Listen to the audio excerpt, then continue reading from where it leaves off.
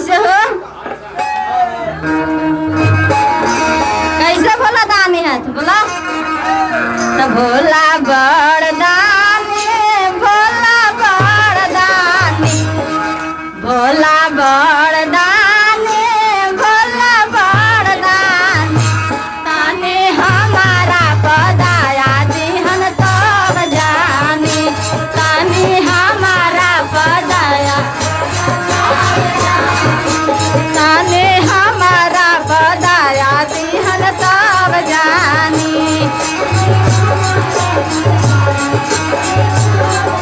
Bhola